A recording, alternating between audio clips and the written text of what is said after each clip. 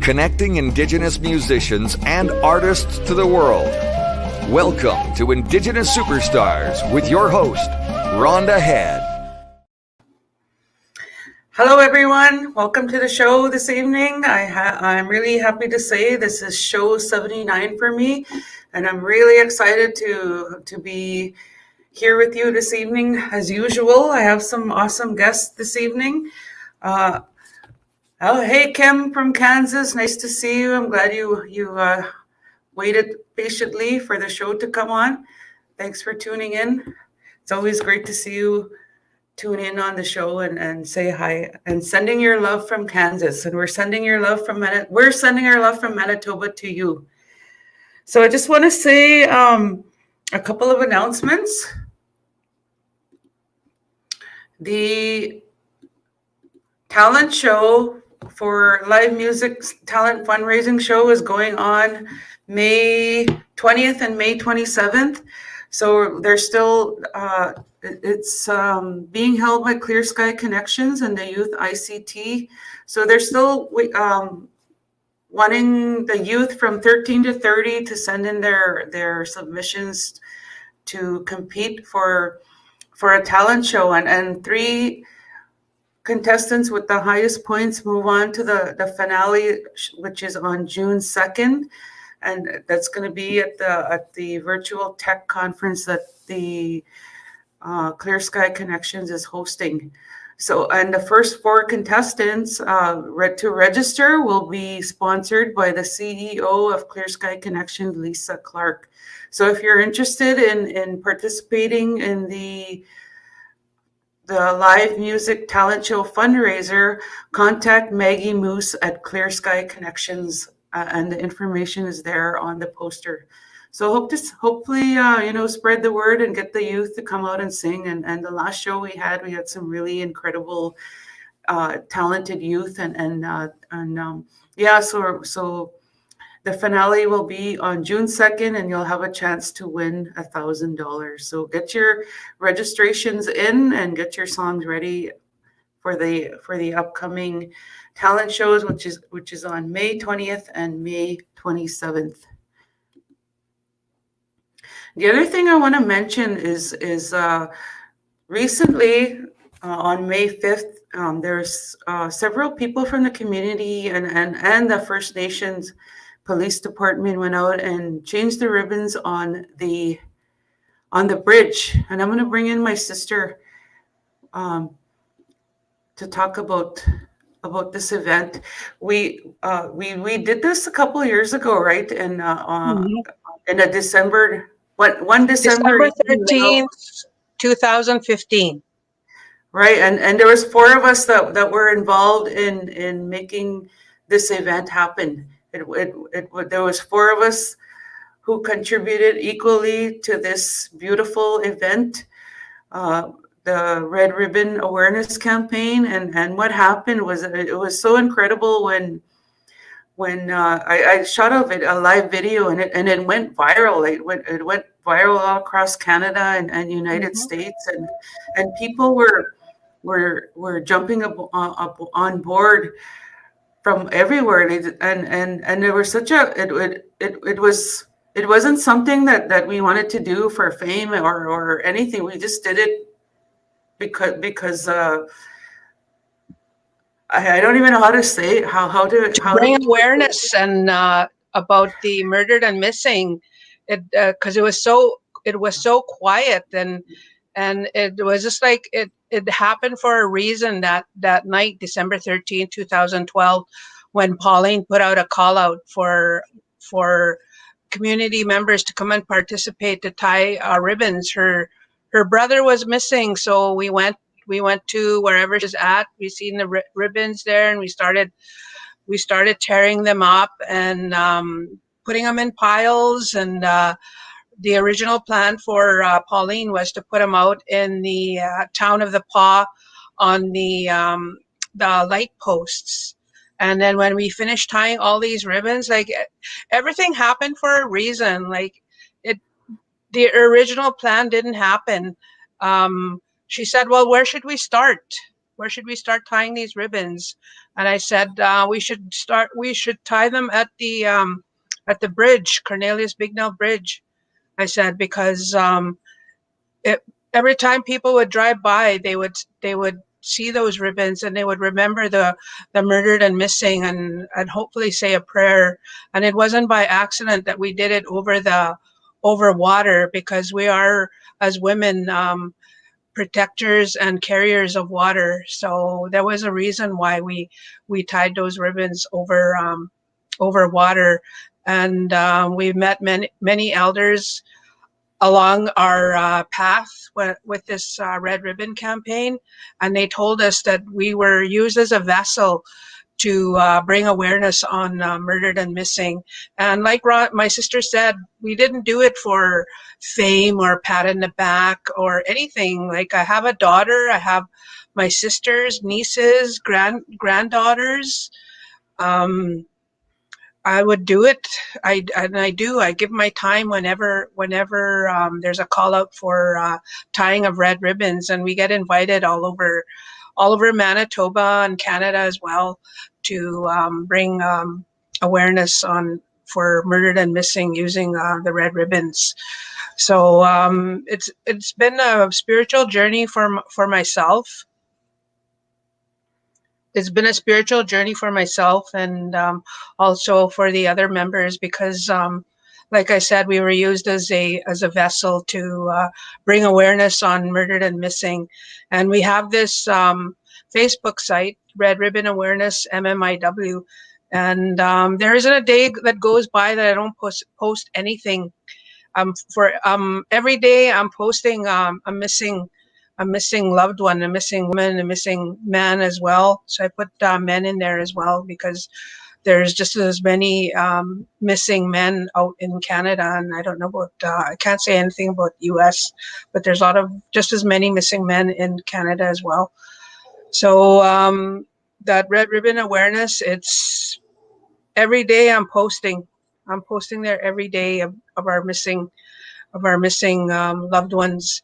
And I post there every day because it's our database. It's our database for us to, people can see how many of our women go missing every day. In fact, I'm going to a vigil tomorrow. A young woman was murdered in Winnipeg, just a couple blocks from where my foster son lives. So it's like every day there's missing, or every week there's one of our loved ones are murdered. So I'll be there supporting.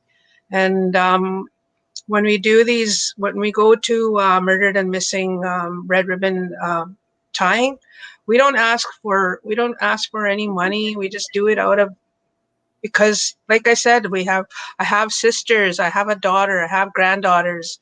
So of course I would do that for anyone, for any woman. You know, it's about awareness, and it's been silent for so long. Like Helen Betty Osborne in 1972 was, I'm not sure if that's the exact year, 72, 73, but yeah, when she was murdered, and nothing happened. There was no awareness. There was nothing said about her, and she was probably not the only one missing at that time.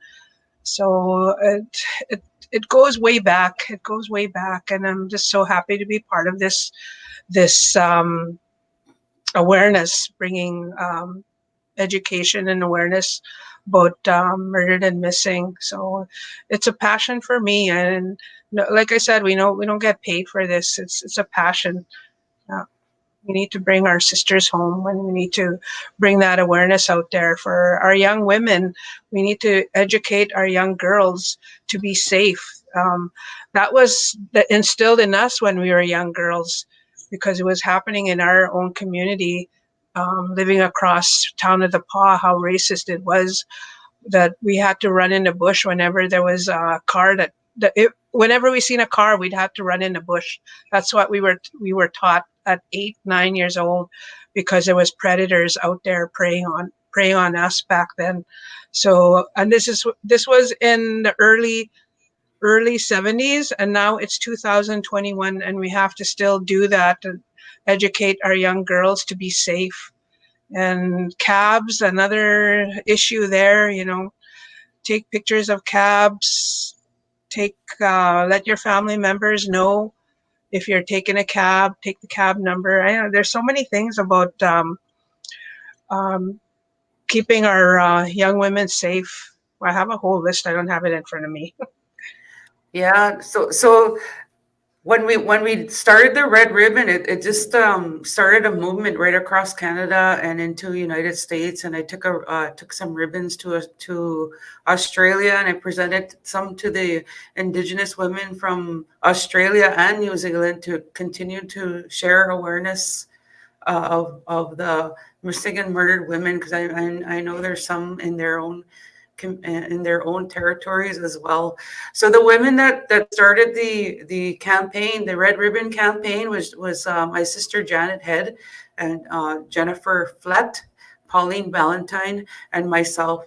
So we continue, Janet and myself and myself continue to advocate for missing and murdered women, and we go into different communities, and I get asked to perform. And when I get asked to perform, I don't ask for any money. I do it for the women and the families, and it's this is nice. 2000 Kim from Oh, yeah.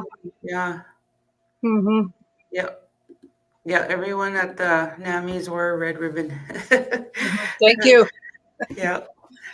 So thank you for coming on this evening, Janet, and helping me explain. Well, you talk more about it, but thank you for talking about the Red Ribbon campaign, and I appreciate it. I'm sure the people tuning in appreciate all the work that you have done and are still continuing to do. Stay safe. Bye. Like I said.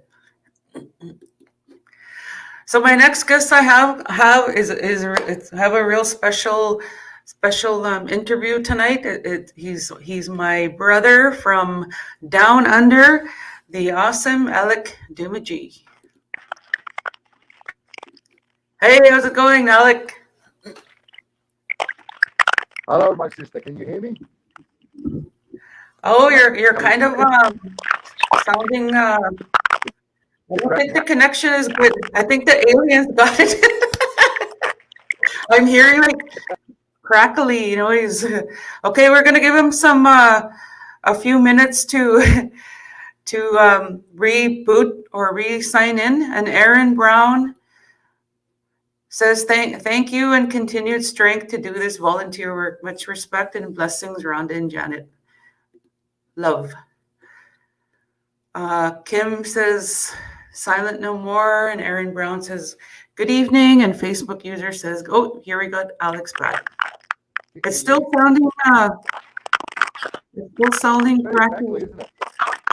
Let me try your. Well, your connection is not good.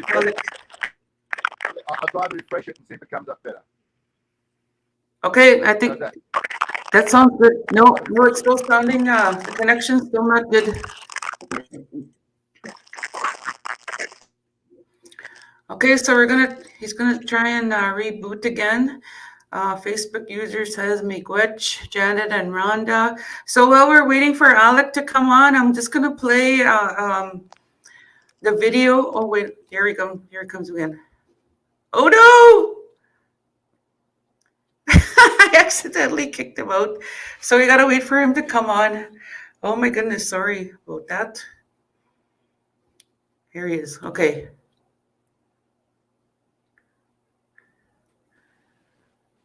Okay. How's that? Is that better? It sounds better, yeah. No, it's still sounding, there's some, like a bad connection. I wonder what's Can wrong you with try that. your other phone that you were using before? We'll try the other phone. Let's try this one. See how this goes. Technology, my sister. We're still behind in technology. Let me try this one. See what happens here. Okay. see which one works better. All right. Okay.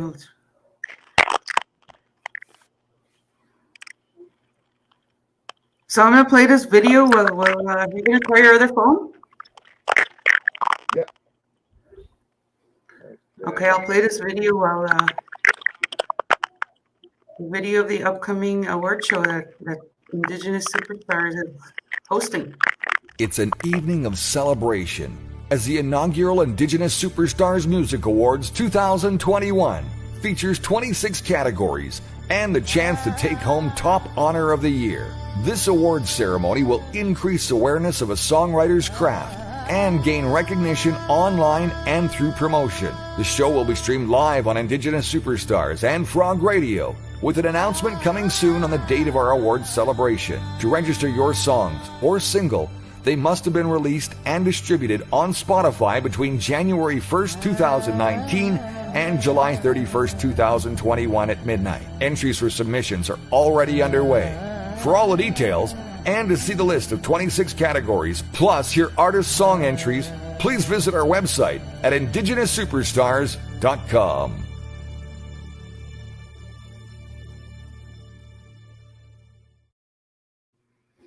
So that's one of my exciting news. Okay, we'll try Alec again. Okay, how are Here we now? go. Sounds better. Yay! We got it. Awesome. So how are you doing? My sister, I couldn't be better. I'm feeling really, really good. I had a really hard 2020. Obviously, we all did with COVID and the rest of it. But took a lot of hits personally. We had some loss in our family with sorry business. Lost a beautiful sister last year of mine, and also a gorgeous daughter that danced at our last festival that we had when we had you up on country.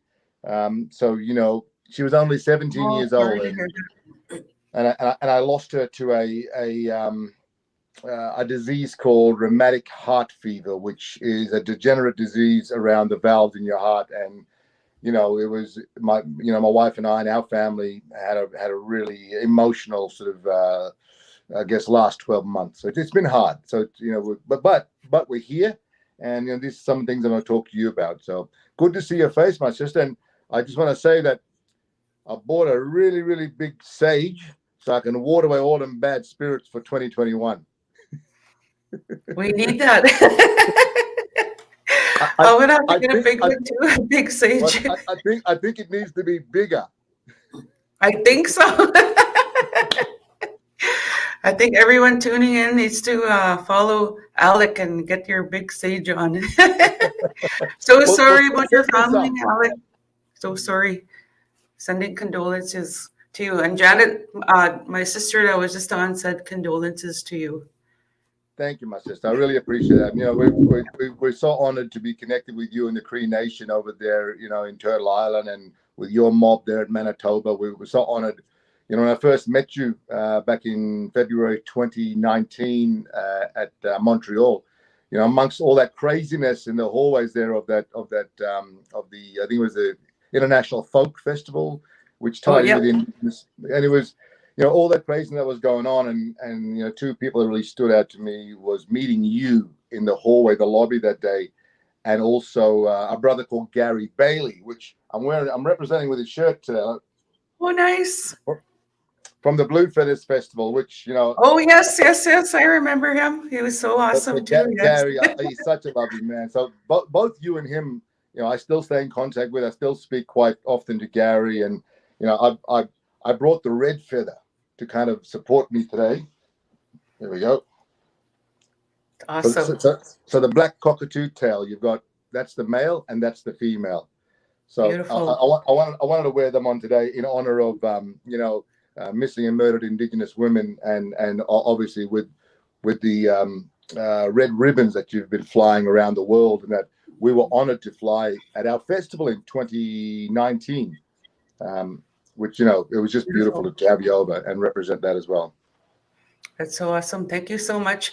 And yeah, that's what I wanted to talk about. I remember we went through. We were in this big room, and everyone had a chance to talk. And I was like scanning the crowd, and then everyone had their introduced themselves, and they explained why they were there. And I remember hearing your speech, and where and you introduced yourself from Australia, and you're Indigenous from Australia, your festival. And then I'm like, oh, I gotta meet this guy. I'm gonna go and perform at his festival. I'm gonna go and meet him. And look, So like you this stood little- out at that for me as well. So I'm like, no, I'm gonna make this happen. and it was such an honor to have you. I mean, you know, I remember that day, and it was, you know, when we get together as Native people and we speak about our issues, our matters, sometimes we get too gentle and too soft, and we compromise what we really want to say or what we really want to do.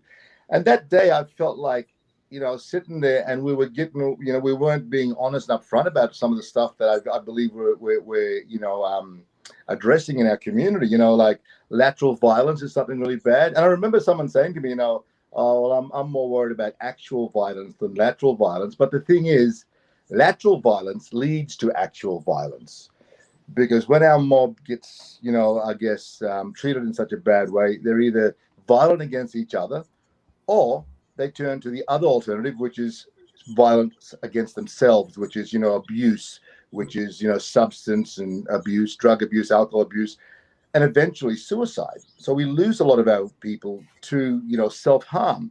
And you know, I'm someone that likes to be honest up front with all the things we're dealing with. So with our festival, I went, you know what, I want to talk about a native festival that is, you know, Indigenous run, Indigenous owned, you know, Aboriginal sort of protocols around it, and making our people the stars, you know, not the side salad, not the opening act. We're the main show.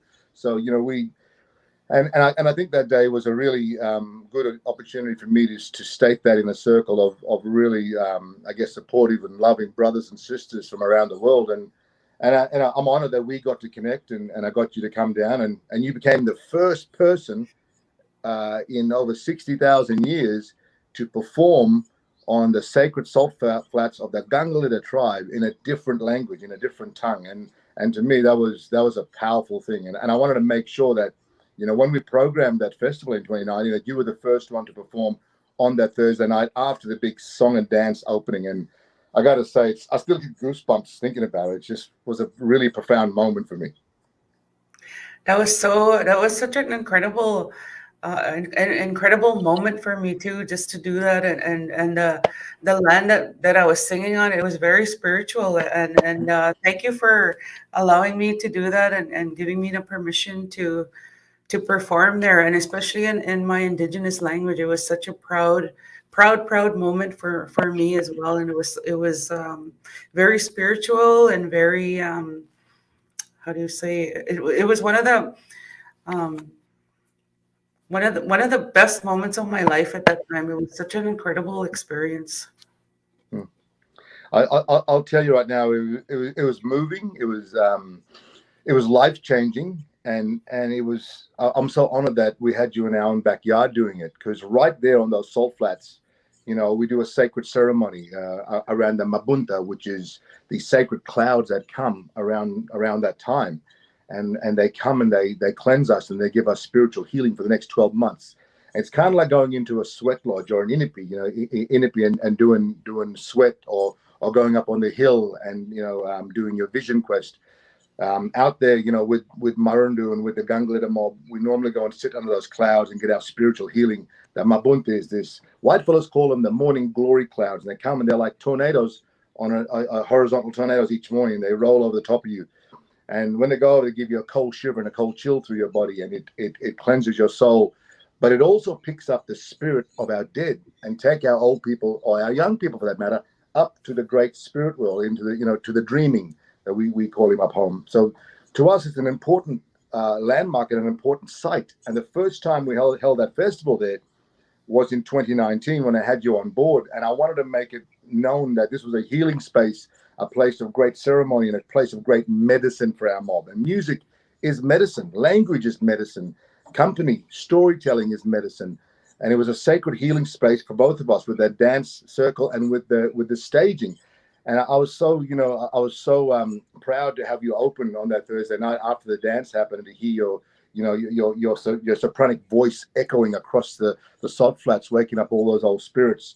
And the fact that we also supported missing and murdered Indigenous women, not just over in Canada and America, but in Australia as well. We have the same issues and the same matters. It's a mirror image of what's going on over there. So we hung the red ribbons up, and they're still up there hanging right now in honor of our women. And that night it changed me a lot, and it refocused me in why I was doing what I was doing, because a lot of festivals around the world and just around the country as well, I guess they're all about I guess the almighty dollar and having bums on seats and how much people get to the festival, where what we were trying to do is something more profound, more deep, more spiritually meaningful.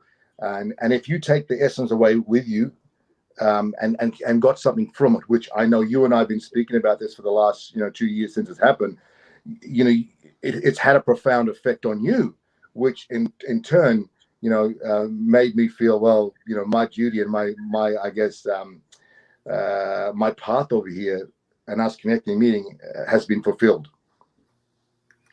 Yeah, it was such a beautiful spiritual experience, and I had so every day I think I had a aha moment, and something spiritual happened every day. Like we caught a part of a morning glory coming in, and then the dancing from your own community. Can you share with the audience what you shared with us about the young the dance troops that were going on, where they started dancing again?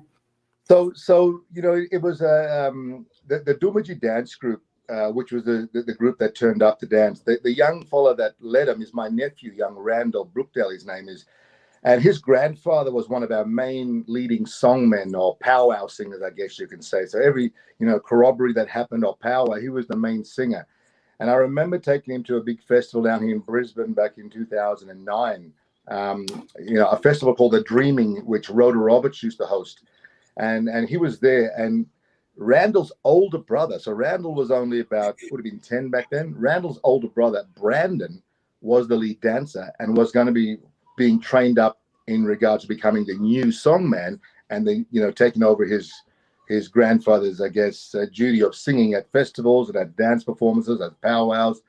Unfortunately, we lost Brandon to suicide, and it left a big hole in, I guess, the young dancers coming through, and the leadership was lost. And then a couple of years later, his old grandfather, Richard, then died.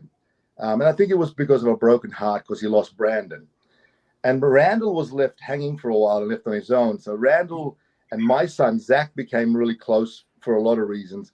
But they then went through their tribal men's initiation ceremony together, which I turned into a feature documentary film called Zach's Ceremony, which we, believe it or not, debuted over in Canada at the Hot Docs Film Festival back in 2016. Zach and I came across. So, I've been really connecting with, my brothers and sisters over there for a while now. And so Randall went through this process. And then all of a sudden, I create the festival, and we bring the festival back into our homelands, onto our tribal lands. And the main reason for was to inspire the young ones like Brandon, like Randall, I should say, to, look at how important culture and dance and language and song and our spiritual, I guess, practices is in order for us to have a foundation. And unbeknownst to me, he went off and started practicing his dances, practicing his language, and teaching the school kids. And now Randall's only a young fellow. Randall's only probably about 24, 25. So this was back in 2016, 2017. So in 2017, when we had the festival, the Doomadgee mob, Randall, they were basically in shambles. They didn't know where they were going, what they were doing, and didn't really have a routine set for the festival. 2018, they were slowly sort of building themselves up. In 19, when they turned up, and he rang me and said, "Uncle, I'm coming." And you got to remember, when you're working with young ones and you're trying to motivate them, you normally got to babysit them to the whole thing, and you got to tell them this and that. In 2019, that didn't happen. Randall had his group set. He had his routine broken down. They were speaking language again back at the school. They were talking their tongue. And when they came out and performed for the first, I personally was blown away because I knew where they came from. And I've seen young Randall go through the hardships of losing his older brother, of losing his grandfather, of watching the songs and the dances all break down, not speaking his tongue anymore. So watching that happen in 2019, I just went, I don't care if I never make money from this festival. I don't care if no one ever turns up again. But what I do care about is that's the real change that I was looking for. And now Randall teaches those dances and speaks his tongue at the Doomadgee school. And he's got these kids that look up to him as the new song man and as the new generation of our people. So, you know, if that's all I ever get out of it, I'm a happy man, sister. That's so awesome. That's so wonderful to hear that.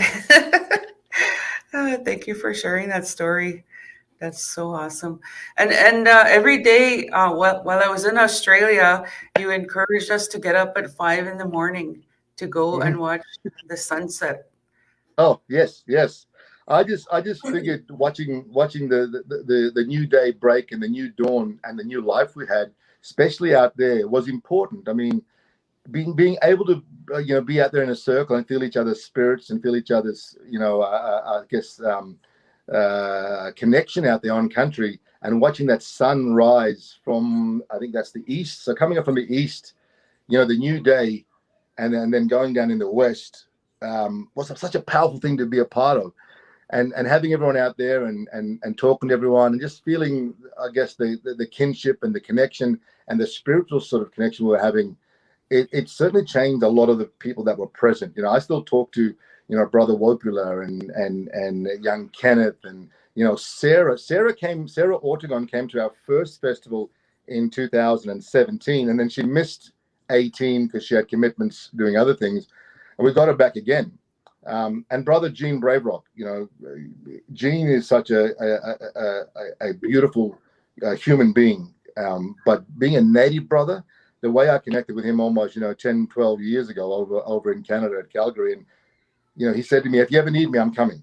So 2018, he turned up, and 19, he said, I'm coming again. I said, well, I don't know, brother, we might be able to get you over. He said, look, book my airfare, I'm coming. So he came, and it was just so lovely to have that energy in the one space and to be able to stand on that sacred land and feel the dirt in our feet, watch the sunrise, hear Gene playing the flute, hear Murundu playing the didgeridoo, Yadaki, and I'm out there with my boomerang clapping away and singing. It was just, it gives me chills thinking about it. And plus, of course, my sister, hearing your vocals echoing across that land was just extraordinary. So, it was something we put together. It was a mixture of native, I guess, medicine from around the world that had this big concoction of, beautiful arts in the face of all this, I guess, hardship and all this, atrocities we're facing around the world. The arts gave us a platform to speak our truth and to live and breathe as native people together. It was fun. It was so much fun. And I want to do it again. I really want to do it again. For sure. Well, I'm coming back for sure. And it was such a beautiful experience and so spiritual. And it was life-changing for me too. And I remember going up, I made sure that I attended one of that 5 a.m. sunrise ceremony. And I went there with the group, the mob from New Zealand.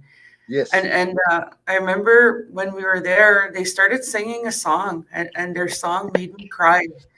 And I asked Tippy, what was that song about? It made me cry.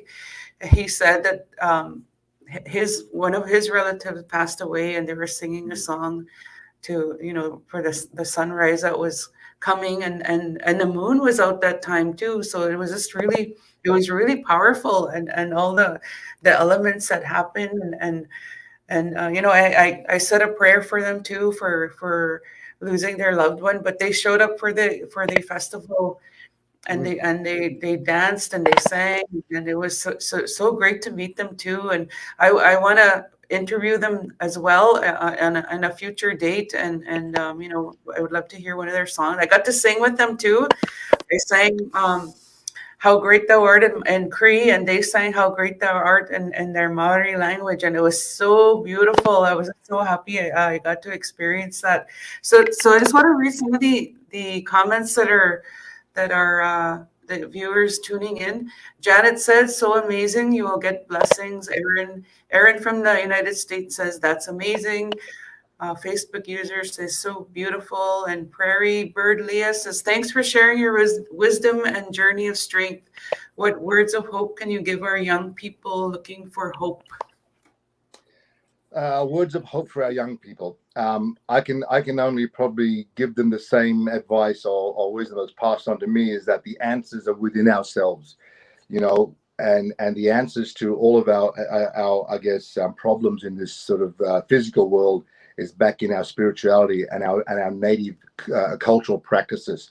I find strength, I find direction when I'm at my best is when I'm practicing my culture, when I'm dancing my dances, when I'm singing my songs, when I'm following the footsteps of my ancestors. Last year, I went back and I slept in caves on my native land, back where my mother's house is, on the Waanyi Garawa Land Trust, which is like a big parcel of land. It's like a reservation, but it's different. It was land rights that was given, that we fought for. It wasn't given to us. We fought for it back in the 70s, 60s, and 70s. Same time civil rights movement was going on, we were fighting for land rights. And my dad, my old tribal father, or Doomadgee, got our land rights. So last year, I was feeling a little bit, I guess, after all the hurt and disruption of 2020, and we couldn't pull the festival off anymore, and we were going down with that, and we got financially kind of went downhill with that. I went back to my spirituality. I went back to my culture.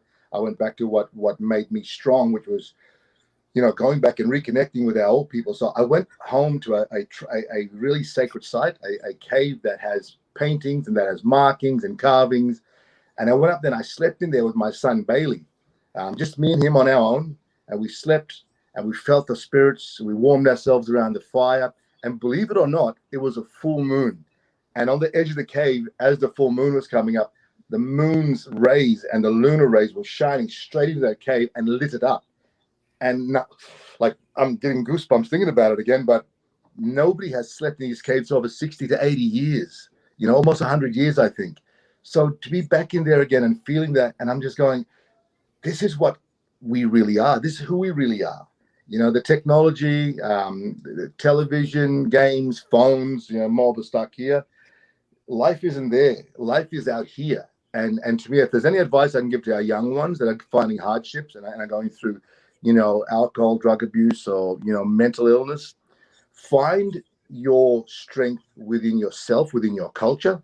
Go back, jump in a sweat with your mob, go back and dance powwows. If that's what you want to do, if that's going to give you the strength again, it makes you proud of who you are. And it gives you kind of the wisdom that you need to navigate this new world. I'm not saying drop all these new technologies in your world. What I'm saying is use it as an advantage instead of a disadvantage, because our people have been miseducated into thinking that our native ways are a disadvantage and that it is hedonism and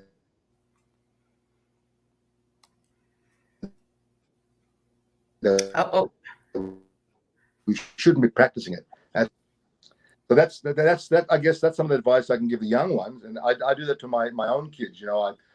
I even made a film about it. So when I made my film Zach Ceremony, it's specifically aimed at how we use our culture and our native ways and our ceremonies to empower us in this new world and try and marry it into the new Western society. So if you get a chance to watch the film, you can see it, I think, on the website, Zach Ceremony, and we're going to try and come over as soon as COVID lockdown, international travel is agreed. Zach and I and our family are planning on coming over and hopefully traveling through some of the reservations throughout Canada, doing screenings of the film. We'll do talks. We'll do some, probably some dance performances. And sister, I'd love to actually seriously have a talk to you about this, because that's something. Yes, for sure. That I really want to do. I have ideas already. Beautiful. Awesome. So Aaron Brown, Prairie Bird Leah said she gave a heart and said thank you for sharing that information about the youth. And Aaron Brown says, definitely this past year I've been weeding through my emotional garden and reconnecting, healing, nature, etc. That's awesome. So I wanted to ask you about you were telling me about you're going to be starting some podcasts. Can you tell us about that? So I've got two really exciting things happening. One is, and I got to make this very clear. Unfortunately, we won't be doing the festival this year. I have been mainly because in 2020, COVID really financially, I guess, hit us big and knocked us. So we're kind of restructuring what we're doing. We're looking at possibly coming back in a year or two with a smaller, similar festival. We'd have to change the name because Frontier Days, unfortunately, went down with the ship, and we had to take the hit. But if it saves another life, or if it changes another opinion, I'll do it all over again. When we came out the other end, I said to him, and I said to my wife, I said, if we go bankrupt, baby, we go bankrupt. But at least we're putting something back into our communities and back into our our reservations over here, and we're showing what is possible instead of what is impossible. We can actually make this happen if we all work together. So we are working on something different in the future, but it'll become with the same spirit, and hopefully in the next year or two we'll get there. In the meantime, what I'm doing, sister, is I'm a filmmaker. I spoke about a movie I just made about my son Zach, and about our family. So what I did was I filmed the entire festival for nearly 3 or 4 years, and I'm now currently producing it and turning it into a TV series, kind of like the Fire Festival, if you've seen that TV show, or like the Lion or the Tiger King or whatever his name is. But we got more crazier characters than ours. We got like Murrundu Yanner and Wiley J. Miller and Mickey Free. We got some pretty crazy collective group that have come together. And what I'm doing is I'm turning it into a TV series and a TV show to highlight the importance of Native people sharing their stories, sharing their connection, sharing ceremony, but most of all, sharing their medicine to find a way to heal, to support each other in healing. Because one thing I found is, when our Native mob meet, when our Canadian and American, our Native mob from Turtle Island and our Native mob from New Zealand and our Torres Strait Island brothers and sisters, I must not forget, because a lot of our mob, when we meet and we talk about how similar we are in our culture, it's actually it heals and it helps people find a better way forward. So I really wanted to show the essence of that and why it was important to continue that. So in the TV series, I'm hoping to capture that on film. And I'm hoping that it comes out and that our people get to see that. Plus, I can use it as a tool to promote what I want to do in the future. So if I come back with a new festival in 2022 or 2023, hopefully by then I'll find someone with a bit of dollars behind them, with a philanthropic, or with a bit of money to actually back us and say, you know what, my Native brother, for the next 3 years, I got you. Don't worry about the finances. We see what you're doing, and we want to be part of that healing journey. Because at the end of the day, the essence of what we were doing out there was about medicine, healing, and finding a way forward together. Not I guess locking one group of people out and just going ourselves. Even our white brothers and sisters. The perfect scenario for the festival was to bring our white brothers and sisters to sit there and to listen the brutal truth, but then find a way to work together to find a better future for us all, and stop the denial and stop the hurt from them as well. A lot of them are sick because they're carrying transgenerational guilt from their forefathers, and they're perpetrating the same abuse as their forefathers. So we need to heal them and help them find a better way forward with us as well. And I'm hoping that COVID demonstrates to them how hard it is when you're locked down in your own country. We've been shackled and in chains. We've been under COVID restriction and lockdown for 240 years. So I always say to my white brothers and sisters, welcome to the party. Now you know how we feel. Right. That's so true.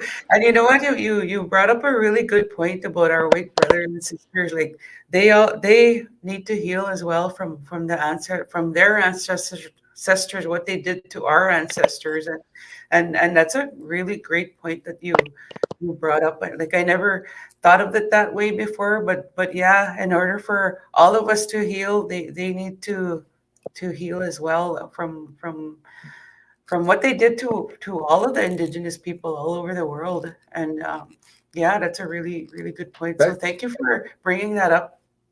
They probably need it, a lot more than us, and they don't know this. And even with Murrundu Yanner, who's a really big, strong, tribal, staunch leader. He's in the mold of a, of a Russell Means or Dennis Banks.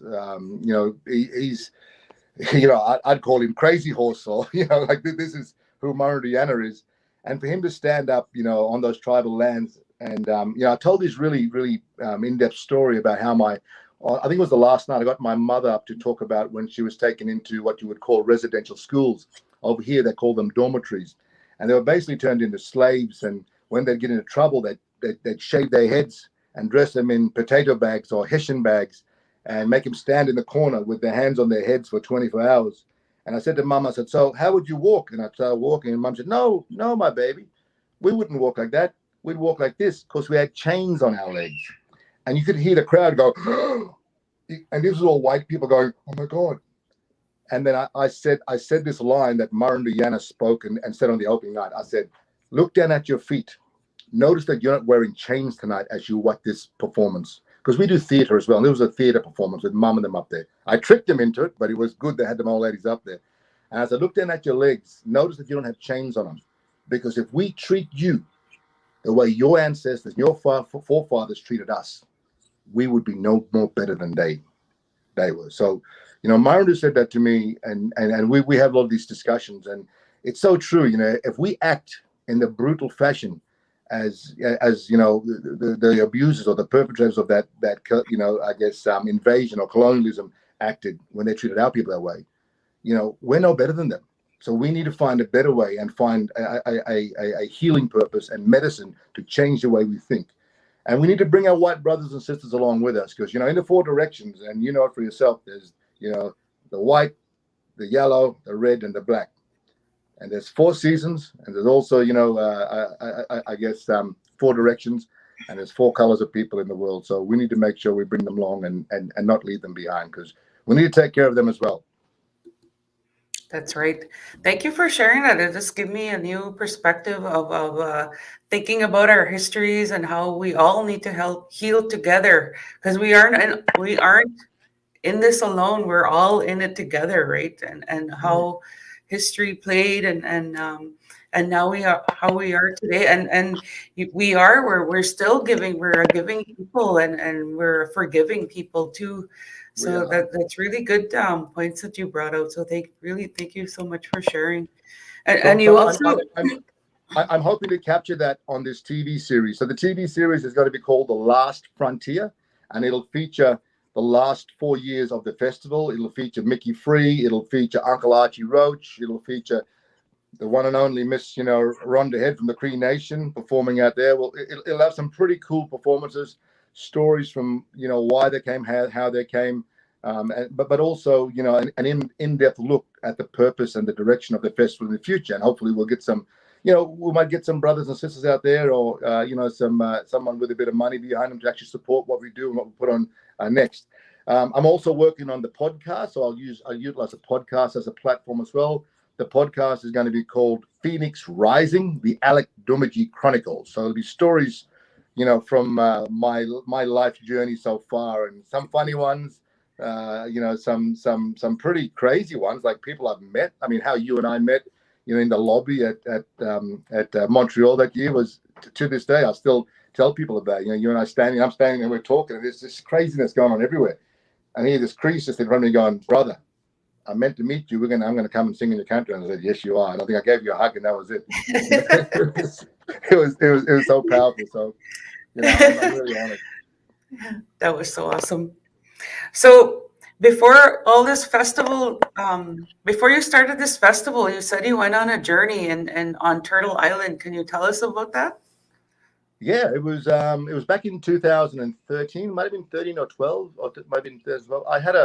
I had a really powerful, I guess, dream out at a ceremony ground. We were doing ceremony, proper big tribal festival, not festival, big proper tribal ceremony. And when I was there, I had this dream, and I dreamt about these women over in America, and I dreamt about this old lady who was my mother. And my mother here is a really powerful old Aboriginal woman. You met Mum, right? Her name's Yalagunjimara through her tongue. But her white man name is Noreen. And I said to Mum, Mum, I think I gotta go meet mother over in America somewhere. She said, yeah, I know that old lady. She's probably waiting for you. So I came on this you know, it was crazy because I never traveled before, never been to America before, didn't even have a passport. So I said to my wife, I got to go and do this. She said, and I got the passport. Within 2 weeks, I booked my trip. And my wife Amy works in the music industry, and she used to run a big country music festival called CMC Rocks. And on one of her first tours, she toured Tim McGraw, and Tim McGraw has this fiddle player who's a native brother called Dino Brown. And I was standing backstage one night waiting for Amy to come, and he walked past me and he goes, "Hey brother, what, you native?" I was like, "Yeah, brother." Straight away we just connected. He's like, "Hey my brother, good to see you." And we started chatting, you know, doing that native stuff. And he said, "Gee, you remind me so much of my Choctaw brother back in Nashville called Charles Robinson. You know, if you ever come over there, make sure you check him out." So I contacted Charles and I said, "Brother, I'm coming over. I'd love to meet you." So I fly to Nashville and I land in Nashville. When I get there, Charles sends me this cryptic message, which seems all native mob do. "Hey, brother, I'm out on the Powwow Trail. I'm not in Nashville at the moment. But if you really want to get welcome to Turtle Island, you must go see the Hopis first." And I was like, "Really? Well, nobody told me that. No one told me about this stuff. You know, I guess they told me first." So I'm in Nashville, and I decide I'm going to go to, and he said, "You got to go to Arizona and go to the Hopis." I decided that I'm going to get a Greyhound bus. Now, again, never traveled before. First time over there, a Greyhound bus in America. Like, not a good thing to do. So I jump on this bus. Hold on, Alec. Hold on. You gotta go back. You gotta go back to when you jump on the bus because you were kind of cut out, and the audience is like hanging on your every word. So I jump on a bus at Nashville, and as I'm standing in line, behind me there's these two Hamish people, the one with the big beard, or I don't know what they are. So straight away I thought, I'm in trouble here. This is not gonna go down well. And I'm looking at them, and I was waiting for pitchforks to come out, you know. I get on the Greyhound bus. I'm thinking it's maybe a day trip. 2 days later, I'm still on this bus somewhere in Texas. You know, but I that day we travel all day, and I get to Dallas, Texas at 3 in the morning. It's like 2 or 3 in the morning, and I'm tired, and I jump off. I want to get coffee, and I'm standing in line waiting for coffee. You know, there's a heap of white people, you know, and if you don't know about the Greyhound buses over in America, you know, it's kind of like, I guess, you know, if you're on a budget, let's just say, you know, broke fellas, poor people travel on there. So it's probably not the best form of transport in the United States of America. So at 2 in the morning, I'm standing up at the bus depot, or the bus depot, what do you want to call it, at Dallas, Texas. And I'm in this line waiting for coffee. And over the corner, there's like a group, you know, 10 people call them Mexicans. I just call them native from Turtle Island, native people, right? They're in the corner and they're looking at me, and I think they can see my brown skin, and they can see that I'm waiting to buy coffee. And one of them come over to me and goes, "Hey, you speak Espanol?" And he starts speaking Spanish to me. And I'm looking at him going, "Nah, brother. I'm the nah, brother." And he walks back to the group, and he comes back again. "Hey, bro, you speak Espanol?" I'm like, "Brother, I'm Aboriginal from Australia." And I started speaking in my tongue. And he went, "Oh," and he looked back over the phone. He goes, "Hey, it's one of ours." Oh! He gave me this big hug, and he goes, "Brother, you Aboriginal?" I'm like, "Yeah." And he goes, "Here, come and sit with us in the corner."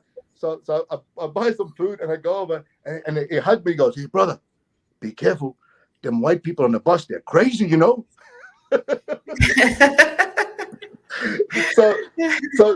So these 10 random Mexican brothers at the depot looks after me until the next bus arrives, and I sit there, laugh with them, I buy them coffee and a bit of food, and we just have the biggest talk, you know. And they're speaking, you know, good English, but they thought I was, you know, I could speak Spanish or Mexican or whatever the hell they wanted to speak. The next day, I take off on the bus about 4 or 5 in the morning to Arizona. We go through Albuquerque. And there's no one sitting beside me. So I've got this spare seat, and I'm happy. I'm going, I got this, I can lay and sleep. And this guy walks past, he looks at the seat, and then he keeps going. And then he comes back, and he goes, "Anyone sitting there?" I was like, "Yeah, no, you're right, brother, sit down." So he jumps down and he doesn't speak to me. He sits there and he's quiet. And I'm on my phone. I'm taking photos. I'm trying to mind my own business. And he looked native, but I didn't want to say anything. We get to Laguna. He jumps off for a cigarette. He gets back on. We're on our way to Winslow.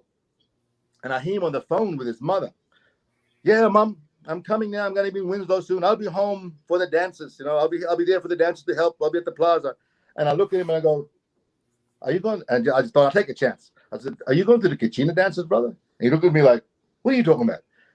And I said, oh, well, I was told to come and see the Hopis and, sit with them for the Kachina dances to show my respect. And he goes, because he looked at me, and so I pull out a photo of myself and my mom, and I go, I'm native, I'm Aboriginal from Australia. Then my mother looked, and he goes, she's black. I'm like, I know. And he goes, my name's Jojo. So that's how Joseph Stacy and I met. Okay, that's awesome. So this is Jojo. So we start laughing and hugging, and he goes, it's such an honor to meet you, brother. So we then get to Winslow, and his mother picks him up. They get me off the bus. They say, look, here's our name. This is our family. If you can get out there in time, you come find us at the plaza. So I go to Flagstaff. I stay there the next day, have a sleep. I hire a car, and I drive back to Kimitsmovi, I think it's called, Kimitsmovi, to the mesas out there, and here they are. And I get to the plaza. I get on top of the roof there, and all of a sudden Joey taps me on the shoulder. He goes, "You're going to come down here and sit in the middle. The Kachinas are waiting to welcome you and bless you on our lands." And I was just like, and straight away I could feel the spirits. I said, I know I'm on this journey for a reason. I'm over here on Walkabout, my spiritual Walkabout to connect me with, this mother of mine in this country, but I got to be over there. So Joey and his mother, she accepts me as her son. The Kachinas give me a bowl that they've made, and they give me some corn because they're dancing for rain to grow, to grow and stuff. And it was just such a powerful thing to sort of be a part of. And then I'm invited back to Joey's mum's place for dinner, where they cook this amazing stew, like it's a corned beef or something stew that takes a full day or whatever. And you have to sit in line and wait your turn. So I'm sitting there waiting. And Joey said, well, in a minute, when someone leaves the table, then you can come up. So there's all this process and protocols you have to go through. So I went through that with them. And I sit up beside one of the old uncles, he's probably in his 70s or whatever. And he goes, so you're Aboriginal, huh? And I said, yeah, uncle. He goes, are they all like you down there? And I said, oh, no. Some of them are a little bit more burnt black than me. And he just started laughing. He was like, oh. So it kind of broke the ice on why I was there. It was just such a beautiful connection to have. Then I get this cryptic message again from the one Charles Robinson that says to me, you must go and be at Rosebud Reservation, South Dakota, by the 26th, I think, of June, which was be there by the 26th of June, which I think is the anniversary of the defeat of Custer at the Little Bighorn. And I'm like, oh, wow, that's really important. He said, you must search for a man called Andy Redbird. And I went, oh, my God, I got the red feather, the red bird. That's my totem. Perfect. The Redbird family must be my family. So I got to find them. So I got to find this Andy Redbird. So I say my goodbyes to Jojo. I said, brother, I got to go on this journey. I'm being called to go and find this family. And Andy Redbird is the only one that could find this family. So I drive back to Flagstaff. I jump on a plane from Flagstaff to Phoenix, Arizona. I get on a jet from Phoenix to a jet to Denver, and then a smaller plane from Denver to Rapid City. I get to Rapid City. I go to hire a vehicle, and the lady goes, "There's no cars. We've got no, there's no car. There's only one car left." And I was like, "Okay, well, I'll take that." And she goes, "But it's a Fiat." And I was like, what's a Fiat? I've never heard of a Fiat before. I walk outside, and the Fiat is about that big. The little Matchbox car? So I jumped in, and I'm sitting like this. And I'm driving down towards, past the Black Hills, down towards, Ogallala Village and, the Great Pine Ridge and, the home of, Red Cloud and Crazy Horse and Sitting Bull and all this Lakota power. And I'm in this little Fiat crying. I can't believe I'm doing this. This is amazing. I'm going to see my Redbird.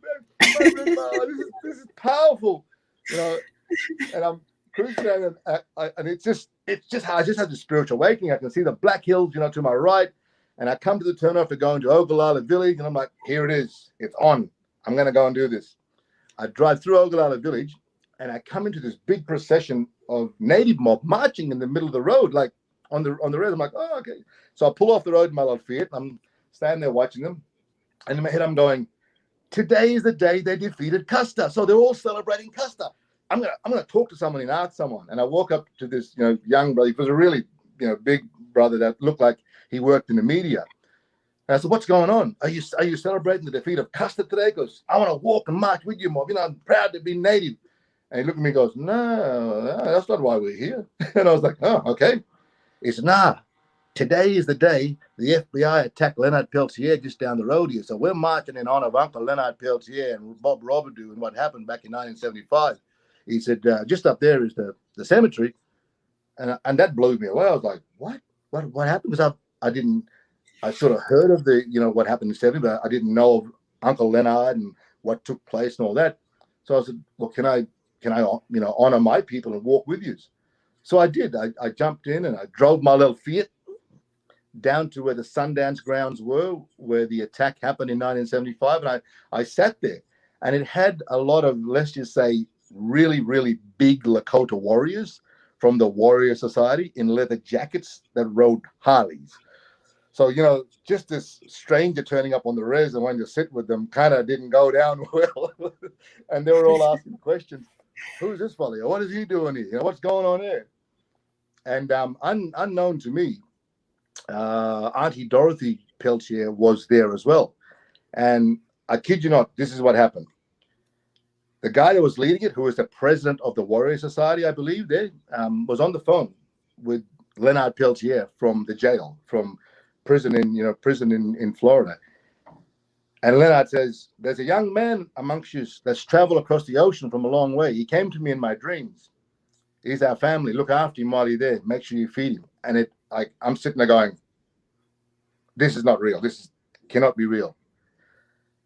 Auntie Dorothy comes over to me and she hugs me and she starts crying. She goes, you've come here for a reason, my nephew, and you're welcome here. We'll feed you and look after you. And it was just such a powerful thing to happen. And that was I guess the second woman that I met. And I said, and I felt, is this my mother? And no, it's not my mother, but she's an auntie. So they fed me. And one of the sisters there said, look, we're holding a woman's protest site up at White Clay, which is just outside of Pine Ridge. Would you come and do some social media with us there? I said, I'd be honored to do that. So I drove her up in my little Fiat, talking with her all the way to Pine Ridge Res and to the town there. And we went down to White Clay, and I stood there with some of these young warriors. We took photos, and I sent the message back to Australia that our people are suffering over there as well as our mob back here. I then said my goodbyes. I said, look, I got to find Andy Redbird, because Andy Redbird, that's my family, and they're gonna show me where my mother is. And everyone's like, yeah, no, there's no Andy Redbird here at Pine Ridge. I think you got to go Rosebud Res. So I'm driving up towards Rosebud, and I get to the turnoff for Wounded Knee, and I park my Fiat, and I'm trying to look on the map that I bought of Pine Ridge, and the map didn't have Rosebud on there. Then I hear this knock on the window. I go, tuk, tuk, tuk, tuk, tuk. And this big native policeman goes, wind your window down. So I wind, he goes, hey, bro, what you doing on the res? And I said, oh, I'm looking for my family, Rosebud Res. And he goes, you're not from around here, are you? And I said, nah, brother, why? How do you know that? He goes, well, you're driving a Fiat. No one drives a Fiat on the res, bro. He goes, look at the size of your car. He goes, clutch it out here, brother. It was funny. He said, jump out of the car. Get out of the car. So I get out, and he grabbed my map off me, and he goes, so you're looking for Rosebud? And he starts drawing off my map. He goes, Rosebud's up here. You got to go past Martin. You got to get there.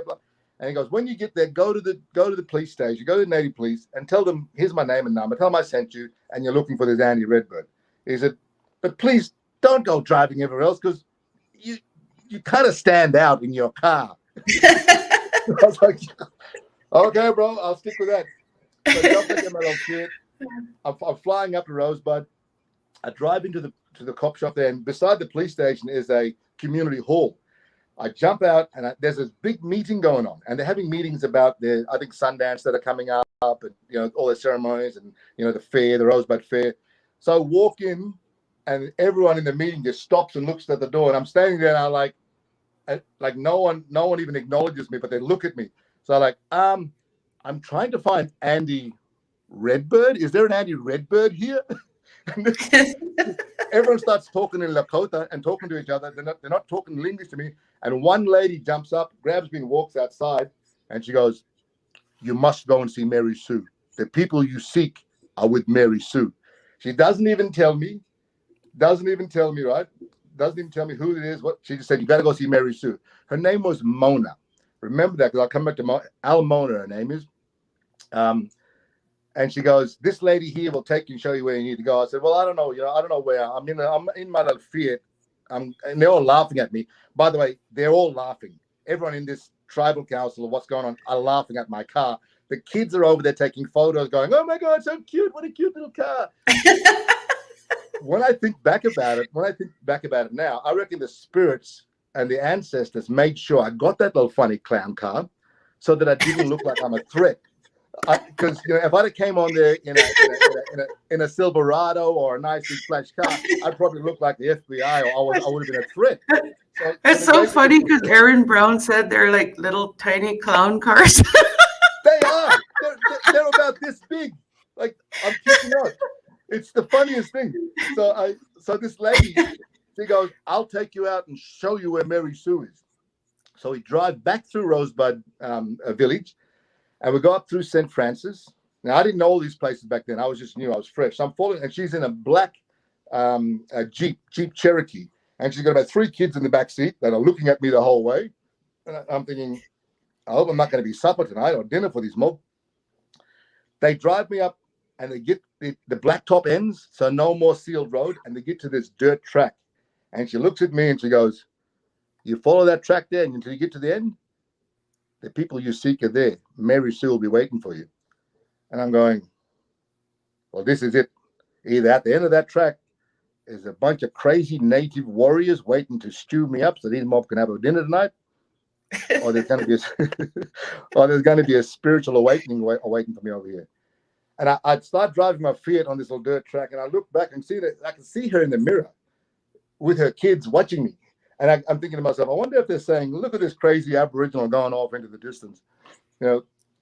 I finally get to a place called Old Spring Creek. I walk up the back steps, I tap on the back door, and I say, "I'm here looking for Mary Sue." A lady answers, her name's Johanna, and she goes, "Hang on." And she goes, "Mary Sue, there's somebody for you." Mary Sue opens the door, and I kid you not, she's about, mid-70s or something like that, maybe late, early 70s. And she looks at me and she smiles. She goes, "Hello, my son. I've been waiting for you." And she just comes out and hugs me. And she goes, "I'm your mummy. I'm your mother over here. Come with me down to the Sundance ground. The medicine men are waiting for you. You're going to do a sweat tonight because you need to sweat properly here." And that blew me away.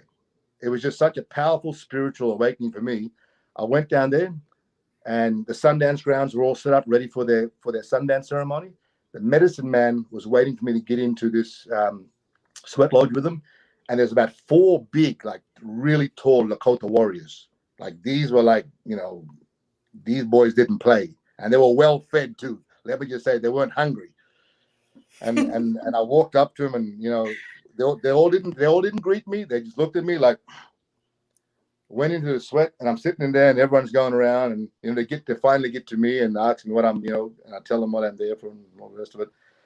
And then the medicine man gives us our message later, and the same thing he said. He said the same thing that, Uncle Leonard Peltier said, was, "This young man's come a long way. He's here for a purpose. We've already been speaking to his ancestors and the old people in the spirit world. It's our duty to look after him, take care of him." And they embraced me. I come out and I sat around the campfire with them. They all hugged me and cried and said it was so good to see me. And I became brothers with them. There was, I think, Dave Espinoza and Big Frank was there as well. My brother, Parker Boneshirt. And it turned out that I didn't know this at the time, but the medicine man was a man called Stanley. And I'll tell you about him later. So I finally go up, and Mum Mary Sue comes and gets me. She pretty much, they said, "Oh, my son's going to come back to the house with me." put me to sleep, gave me food. I stayed there for 3 days, and every day I'll get up and I'll have coffee with her while she's listening to her country music and having a cowboy coffee and a cigarette, looking through the window. And I keep asking her, "Hey, Mum, you know who Andy Redbird is? Because I was supposed to meet Andy Redbird here. I'm looking for this man called Andy Redbird." And she goes, "Oh, yeah, no, I don't know, 3 days later, there's a little black car that turns up, and I'm standing up front with her, and she goes, actually, I'm sitting at this window with her, and she goes, "Oh, there comes Andy now." And I was like, "Andy who?" She goes, "Andy Redbird." I'm so, "What, you know him?" She goes, "Yeah, he's my little brother. I'm Mary Sue Redbird." And I said, "Oh, so I'm home then." And I just blew me away.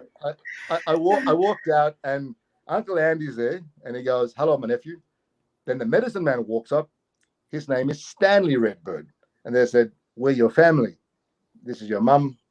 Is part of your home." And Mum explains to me that, in the spirit world, she birthed me over in America on Turtle Island, and that, I'll always have a home there. And that was a really powerful moment for me, which really awoken me, and sent me on my journey up to your country. Actually, I went from there up to Canada, where I eventually met Gene Braverock at the Calgary Stampede, and he and I had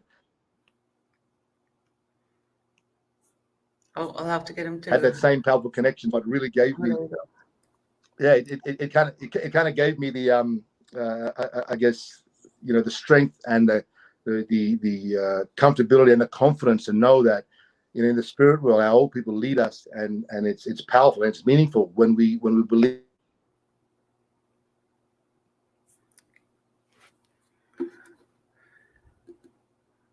I'll give him a few minutes to come back. I think we lost connection.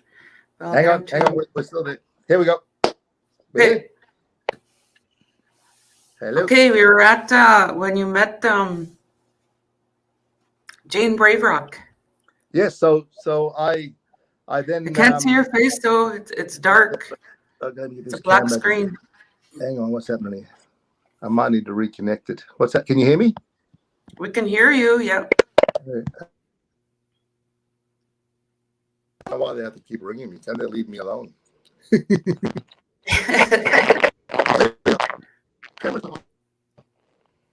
Okay, now I can see you. Yeah. Can you see me now? Can see you, yeah. So after my meeting with Mum Mary Sue, Charles Robinson, who you remember originally gave me the message to leave Nashville, texted me and go, "Hey brother, we're at a powwow at Ali up near Missoula, Montana. We're in Montana." He said, "We're waiting here for you to come and join us." So again, I stupidly go and jump on a Greyhound bus from Rapid City. I end up in Billings, Montana, cowboy country. Let's just say that they don't take kindly to natives over there. And I stayed the night in Billings, Montana, because my bus, I had to get another bus in the morning. So I walk across the road to the Clock Tower Hotel and spend the night there. And then I get another bus the next day with what I can only assume is a bus driver, a white guy, that had a really bad heart condition. It was the scariest trip I've ever had. The whole way he's driving and he's sweating and he's a big guy. And I'm like, "You're right, brother." And I'm sitting right up the front. I'm in my back of my mind. I'm going, the minute he has a heart attack, I'm jumping through this window. I'm out of here. I'm gone. But we finally make it to Missoula, Montana. Charles Robinson and his wife Susan Robinson picked me up. It's finally great to finally meet this family. Susan is of Blackfoot heritage. She's a Blackfoot lady from Standoff in Alberta. Her father was a famous powwow dancer from St. Francis at Rosebud Res. So her dad was a guy called, I think Tyrone Head, I think his name was. And he was from the Lakota mob. So her father's Lakota and her mother's Blackfoot from the Bull Shields family up at Standoff in Alberta. So we go back to the Ali powwow. It's amazing. They introduced me at the powwow place. There's some pretty. I get to meet a lot of amazing people there. I think they call it the Flathead Nation, the Flathead people. I get to experience a powwow for the first time. I dance with them. I get up and I sing on my boomerangs, and I think they were kind of taken that an Aboriginal man had skin color almost like them, and I had to explain to them that my mum's I guess a full blood Aboriginal native, and I was a half caste, or a half blood, or whatever you want to call it, and they were just beautiful. They looked after me.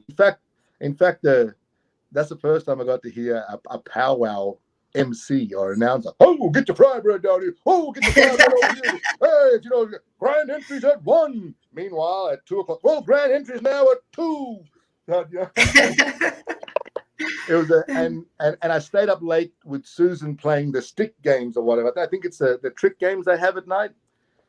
So I got to experience that and to see, the fun in when Native people came together and seeing the stick games and seeing, I guess a lot of the beauty and the positive sort of gathering of when our people come together and what can come from that. So I went from there and spent the 4th of July with them at Browning Reservation with some friends. First time I seen rockets being blown up and all that sort of thing. So that was crazy. And we ended up going up through Canada, through Cardston, and going to meet all her family in Standoff, the Bullshields family, Uncle Newton, and a few of them there. And one of the aunties there at Standoff, God bless her. So, the great spirit, the Creator, bless her soul, which she's passed on now, but she made me my first ever moccasins, my mocks. So, and they're the only ones I ever had. So one of Susan's aunties made these amazing moccasins, which I love, and I wore them at a Sundance ceremony a couple of years back. But from there, we went up to the Calgary Stampede because Susan and Charles are both powwow dancers, and they danced at the Calgary Stampede. And through them, I met a stunning, amazing-looking man called Gene Braverock. And Gene and I, his energy and I, like my energy and his, just kind of went. We just drew to each other, and we just hit it off from the moment we talked. I just said, brother, I'm over on my walkabout, and it was just there was something between us that we just knew we were brothers. We're the same age, we're born the same year, we laughed, we connected in a really powerful way. And I said, I'm working on some stuff down home. I'd love to have you come down one day. And he said, here's my number, here's my contact, stay in touch. If you ever need me, I'm there. And it was crazy because Gene went on to star in Wonder Woman and speak the Blackfoot tongue in a Hollywood blockbuster for the first time. So he became this big Hollywood star between then and now. And I thought, he'll never want to come over here and hang out with us Aboriginals out in the bush, out in the outback doing silly stuff. And, I thought he'd never want to do that. But no, the minute I contacted him, he said, brother, I'm coming. I'm there. I'll see you soon. And he did it. And he did it twice. He came over in 18 and he came back in 19.